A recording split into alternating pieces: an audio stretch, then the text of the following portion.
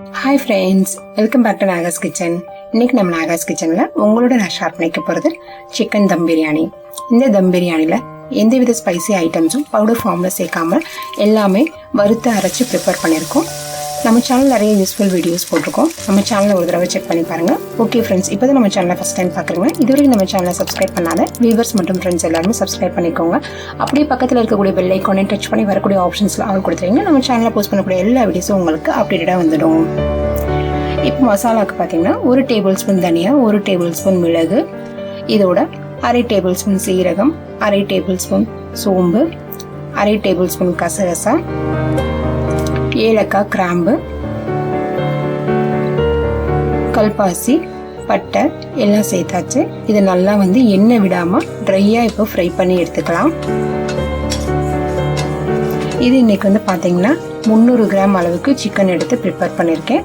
அதுக்கு தேவையான அளவு நான் இன்னைக்கு போட்டிருக்கேன். ஸோ நீங்கள் எவ்வளோ அளவு செய்கிறீங்களோ அதுக்கு தகுந்த மாதிரி மெஷர்மெண்ட்ஸ் நீங்கள் மாற்றிக்கோங்க.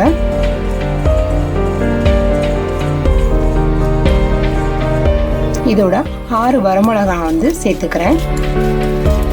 2 பிரிஞ்சி இலை நல்லா கிள்ளி போட்டுக்கலாம். இது நல்லா இப்போ வறுபட்டுருச்சு. இதை தனியாக எடுத்துடலாம். இப்போ அதே கடாயில் கொஞ்சமாக நல்லெண்ணெய் சேர்த்துட்டு 20 சின்ன வெங்காயம் இப்போ இதில் ஆட் பண்ணிக்கிறேன். அதையும் நல்லா வதக்கி விட்டுக்கலாம். இப்போ வெங்காயம் நல்லா வதங்கிருச்சு. இதை தனியாக எடுத்து ஆற போட்டுட்டு நம்ம மசாலா அரைச்சி எடுத்துக்கலாம். இப்போ ஆறுனதுக்கு அப்புறமா கிரைண்ட் பண்ணிக்கலாம். மிளகாயோட காம்பு கிள்ள வேணால் அப்படியே போட்டுக்கலாம். இங்கே 300 கிராம் சிக்கன் எடுத்திருக்கேன். நம்ம அரைச்ச மசாலா விழுதை இதில் சேர்த்துக்கலாம். மசாலா பார்த்தீங்கன்னா கொஞ்சம் பிறுபிறுன்னு அரைச்சிக்கோங்க. 1/2 டேபிள் ஸ்பூன் இஞ்சி பூண்டு பேஸ்ட் ஆட் பண்ணிவிட்டேன். இந்த சிக்கனுக்கு தேவையான உப்பும் சேர்த்தாச்சு. இப்போ இதை நல்லா கலந்து விட்டு ஒரு 1 ஹவர் நீங்கள் நல்லா ஊற விட்டுருங்க.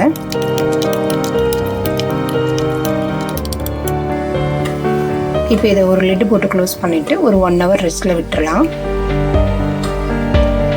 இப்போ குக்கரில் நம்ம ஆல்ரெடி ஊற வச்சுருந்த சிக்கன் எடுத்து அந்த மசாலாவோடு சேர்த்து ஒரு 3 விசில் விட்டு இப்போ எடுத்துக்க போகிறோம்.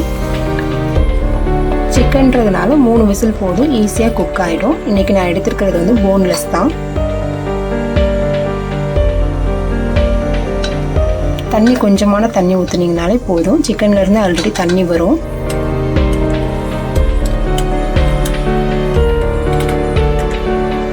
இப்போ குக்கரை மூடி ஒரு 3 விசில் நம்ம விட்டு எடுத்துக்கலாம்.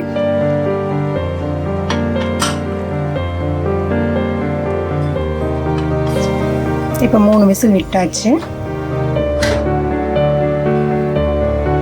ஸோ நம்மளோட சிக்கனும் ரெடி ஆயிடுச்சு.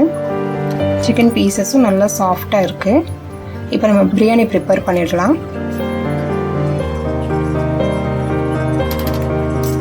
ஸோ ஒரு மண்பானை எடுத்தாச்சு.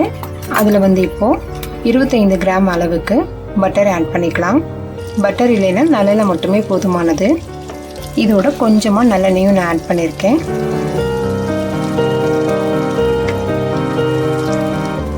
ஸோ எண்ணெய் காஞ்சதுக்கப்புறமா ஸ்பைசி ஐட்டம்ஸ் எல்லாத்தையுமே போட்டு தாளித்து விட்டாச்சு.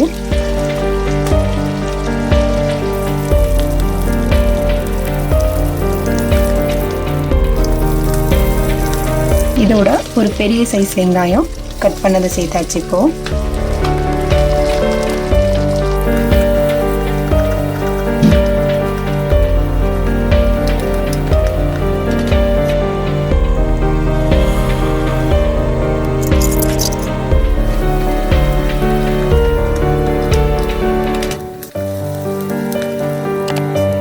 வெங்காயம் நல்லா வதங்கினதுக்கு அப்புறமா 1/2 டேபிள் ஸ்பூன் அளவுக்கு இஞ்சி பூண்டு பேஸ்ட்டை நம்ம சேர்த்துக்கலாம்.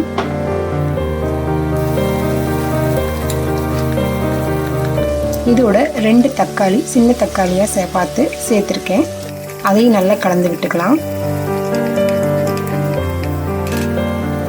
இப்போ இந்த பிரியாணிக்கு தேவையான உப்பு சேர்த்துட்டேன். உப்பு சேர்த்ததுக்கு அப்புறமா வெங்காயம் தக்காளி நல்லா வதங்கினதுக்கு அப்புறமாவும் நம்ம வேக வச்ச அந்த சிக்கன் பீசஸை அந்த தண்ணியோடையே இதில் ஊற்றிடலாம். இப்போது ஊற்றிட்டு நல்லா கலந்து விட்டுட்டு ஒரு கொதி வரட்டும். அதுக்கப்புறமா ரைஸ் சேர்த்துக்கலாம். இப்போ ஒரு மூடி போட்டு நம்ம க்ளோஸ் பண்ணி வச்சிடலாம். இப்போ நல்லா கொதி வந்துருச்சு. இதில் சீரக சம்பா ரைஸ் 300 கிராம் சேர்த்துக்கலாம். தேவையான தண்ணி ஊற்றி ஊற வச்சிருக்கேன் ஒரு 10 நிமிஷம். அதை அப்படியே இதில் சேர்த்து நல்லா கலந்து விட்டாச்சு. இப்போ நம்ம இதை வந்து தம் பண்ண போகிறோம் அப்படின்றதுனால ஒரு தோசைக்கல்லை அடியில் பிளேஸ் பண்ணிட்டு இந்த மண்பானையை அதில் வச்சு இன்னைக்கு தம் பண்ண போகிறோம்.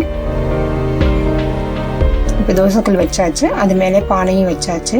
பானை வந்து கொஞ்சம் ஆடுறதுனால சைடில் வந்து ஸ்பூன் அண்ட் ஸ்டாண்டெல்லாம் வச்சு நான் ஆடாமல் வச்சுருக்கேன். இந்த மாதிரி ஒரு வெயிட்டான ஏதாவது ஒரு பொருள் இருந்தால் அதை மேலே வச்சுருங்க தம் பண்ணுறதுக்கு. ஒரு 20 மினிட்ஸ் வந்து இப்போ இதை நல்லா தம்மில் விட்டுடலாம். அடுப்பு ஃபுல் சிம்மில் தான் இருக்குது. ஸோ 20 மினிட்ஸ் ஆயிடுச்சு. இப்போ ஓப்பன் பண்ணலாம்.